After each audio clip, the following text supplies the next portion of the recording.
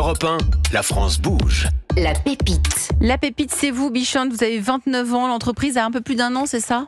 Oui, exactement. Elle a est été née à créée Bidart. en avril 2024 à Bidart. À Bidart. Vous êtes né au Pays Basque, vous êtes né à Bayonne comme moi.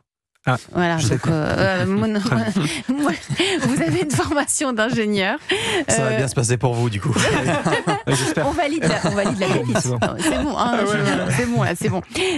Avant de monter Darwi, vous avez toujours voulu travailler dans des postes en lien avec l'innovation. C'est votre moteur. Oui, c'est mon moteur. C'est ça qui a fait que je suis allé dans une école d'ingénieur, qui plus est une école d'ingénieurs généralistes, donc l'école d'ingénieur Estia.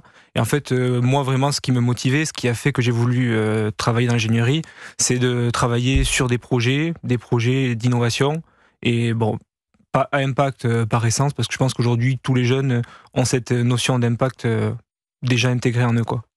Et qu'est-ce qui vous a fait venir vers l'entrepreneuriat, vous vous êtes rendu compte à un moment donné que tout ce qu'on portait, les chaussures, les vêtements, ils n'étaient pas fabriqués dans le but d'être recyclés. C'est ça qui vous a donné envie de peut-être trouver une solution ? Ouais, c'est en fait, du coup, j'ai commencé à travailler sur des programmes de recherche, donc sur le recyclage des vêtements et des chaussures, à la sortie de mes études, donc après le Covid. Et donc en fait, dans le cadre de ces programmes de recherche que j'ai menés, en fait, je me suis rendu compte que recycler des vêtements, c'était très compliqué aujourd'hui. Tout à l'heure, Thomas a parlé d'élastane qui venait perturber le recyclage. Il y a aussi d'autres éléments qui viennent justement perturber le recyclage, la séparation des matières. Et donc en fait, dans le cadre de ces travaux que j'ai pu mener, je me suis dit, pourquoi est-ce qu'il faut chercher à développer des technologies pour recycler des choses qui sont très peu recyclables ? Aujourd'hui, on a moins d'1% des vêtements qui sont recyclés, ce qu'on appelle en boucle fermée. Donc, c'est-à-dire que d'un vêtement, on fait un vêtement. Et donc, pourquoi est-ce qu'on recyclerait à la fin, alors que si on travaillait problème à la source, en amont, on serait peut-être capable d'aller plus loin, de recycler de façon plus simple. Et donc, en fait, c'est comme ça que je me suis dit, je vais travailler au développement d'une méthode d'éco-conception pour le recyclage, pour la durabilité. Alors ça donne quoi cette méthode ? Cette méthode s'appelle Darwi, D-A-R-W-I-E. Oui. Bichante, je vous laisse pitcher une minute et puis après, Julien a bien bossé, on va écouter ce qu'il a à vous dire. Vous êtes prêts ? Ouais. Allez, c'est à vous. Donc Darwi, en fait, c'est une entreprise qui a pour mission d'aider les marques à faire de l'éco-conception un levier de croissance et de performance. Parce qu'en fait, 80% des impacts sont définis au moment de la conception d'un produit. Et donc, c'est précisément à ce moment-là qu'on va chercher à intervenir. Et donc, pour ça, en fait, on a développé une plateforme d'aide à l'éco-conception qui permet aux marques de passer d'une éco-conception, qu'on va dire passive, où en fait, on se contente de mesurer l'impact en fin de process de conception, à une éco-conception active où en fait on va guider les choix de conception des personnes qui conçoivent les produits, donc les développeurs produits, les designers, en leur permettant en temps réel de voir la durabilité, la réparabilité, la recyclabilité et l'impact de leurs produits et en guidant leurs choix pour améliorer tout ça. Et derrière, on aide aussi les marques en automatisant, en utilisant des solutions à base d'IA. On les aide à mettre en valeur les efforts d'éco-conception en produisant des supports de communication, de marketing et RSE. Et donc en fait, avec Darwi, on simplifie l'éco-conception et on permet d'aller plus loin dans la démarche d'éco-conception. Merci Bichante de Marc, fondateur de Darwi. Ça vous inspire autour de la table, Alors, Benjamin ? moi, j'aimerais avoir un exemple très concret. Ça veut dire quoi pour une entreprise qui fabrique par exemple un jean ? Qu'est-ce que vous allez faire, vous ? Déjà, ça dépend de la marque de jean en question. Ça dépend de ses objectifs. Donc, par exemple, dans le 4083, c'est des produits qui sont faits pour durer. Donc, du coup, on va peut-être cibler tous ces éléments qui vont venir empêcher la durabilité du produit. On va essayer peut-être de travailler la réparabilité aussi, si besoin. S'il y a des boutons qui sont tout comme ça, essayer de favoriser leur remplacement. On va Mais c'est du service ou c'est un produit ? Non, c'est une plateforme. Vous intervenez dans la conception. C'est une plateforme et en fait, tout ça à la base c'était du service, c'était une méthode que j'avais développée. Et aujourd'hui, en fait, tous ces savoirs que j'ai qui étaient très dépendants de mon intervention en entreprise, j'ai tout digitalisé et c'est mis à disposition dans ma plateforme. Et en fait, derrière, il y a un agent IA qui vient donner des conseils selon l'objectif de la marque d'éco-conception. Si la marque veut, par exemple, améliorer la durabilité, par contre, si elle veut pas toucher sa matière principale, et derrière, en fonction de ses objectifs et de ses limites qu'elle donne, ma solution va lui proposer des recommandations personnalisées. D'accord, donc c'est du conseil. Du conseil, mais assisté par la plateforme. Oui, bien sûr, bien sûr. C'est pas moi qui donne du conseil, quoi. Vous êtes assisté par la plateforme que vous avez mis en place avec une intelligence artificielle. Exactement. J'ai compris. Thomas Uriez, fondateur de 1083, votre regard sur Darwi? Ce qui est très intéressant, c'est que dans le textile, on voit beaucoup d'analyse de cycle de vie a posteriori. Donc on fabrique son vêtement, puis on voit finalement la note qu'il a. Et là, dans la démarche de Vicente, c'est en amont. C'est-à-dire que ça vient aider les chefs produits, les marques, à concrétiser leur volontarisme par des choix professionnels, telle grosseur de fil, tel type de tissu, telle éco-conception. Et du coup, c'est beaucoup plus productif, puisque du coup, on vient activer l'éco-conception en amont, plutôt que de voir à la fin du travail si c'est bien ou pas. On est sur du long terme. C'est ça qui est aussi intéressant. Julien Honard, vous êtes le coach de ce soir dans La France Bouge. Oui, en fait, l'amont plutôt que l'aval, donc l'éco-conception plutôt que le recyclage à la fin de ce qu'on peut, ça m'a fait penser à la santé, c'est-à-dire la prévention versus le soin. Et en fait, c'est toujours quand même compliqué dans un monde qui passe son temps à boucher les trous, mais à pas penser les causes et à s'intéresser qu'aux conséquences. Et si on pense trop à court terme, effectivement, on reste sur les conséquences et on va jamais aux causes. C'est pour ça que je disais que c'est quand même un long chemin pour pouvoir transformer une industrie dans ce sens-là, sur le marché de base. Voilà.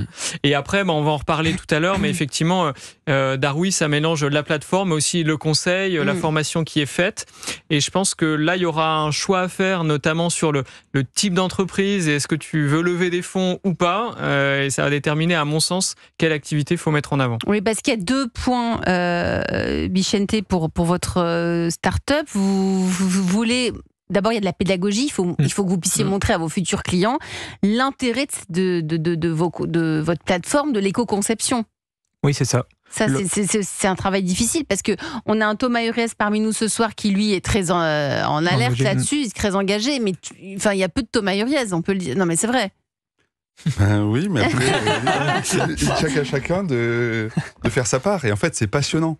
Cette démarche d'éco-conception, bien sûr, ça demande beaucoup de volontarisme, mais c'est tellement, récompensant, valorisant de voir que ce qu'on fait, c'est bien, ça fait plaisir, ça fait du bien, qu'en fait, je trouve que c'est plus facile d'éco-concevoir que de pas éco-concevoir, tellement c'est peu satisfaisant de produire des choses dont on sait que ça va être un déchet à la fin. Julien, il faut du coup cibler les Thomas Uriez et ses clones, en tout cas les early adopters pour ta solution. Et pour les autres, il faudra démontrer un gain économique fort, sinon ils y viendront jamais.